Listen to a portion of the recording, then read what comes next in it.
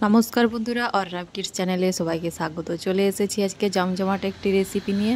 আপনারা কিন্তু স্কিপ না করে পুরো ভিডিওটা দেখবেন, আশা করি আপনাদের খুব ভালো লাগবে।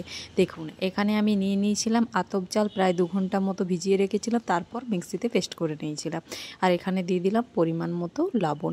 আমার চাল ভেজানোর ভিডিওটা ডিলিট হয়ে গেছে, তার জন্য এখানে আমি দিতে পারিনি। চালটা বেটে পরে আমি কিন্তু এখানে দেখিয়ে দিলাম। এরপর খুব ভালো করে আমি মিশিয়ে নিয়েছি। এখানে কিন্তু আর কিচ্ছু আমি ব্যবহার করিনি।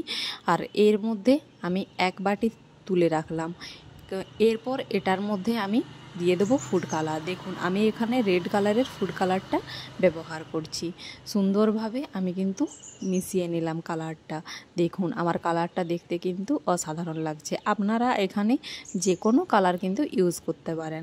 আর আমি গ্যাসের মধ্যে তাওয়া বসিয়ে দিয়েছি। এরপর আমি একটা বেগুনের ডাঁটির সাহায্যে অল্প পরিমাণে তেল ব্রাশ করে নিলাম। আমার কাছে ব্রাশ নেই, তাই আমি বেগুনের ডাঁটি ব্যবহার করলাম।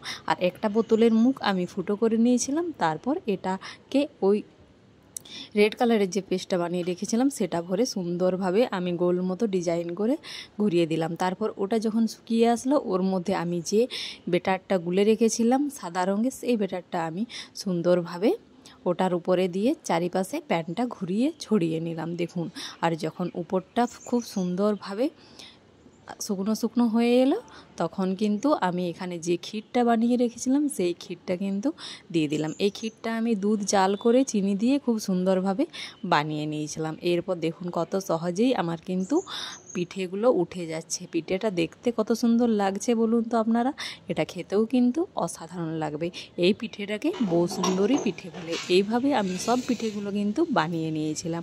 যদি আমার রেসিপিটি আপনাদের ভালো লেগে থাকে, অবশ্যই আমার চ্যানেলটিকে সাবস্ক্রাইব করে দেবেন এবং লাইক, ফলো, শেয়ার, কমেন্ট করে আমার পাশে থাকবেন।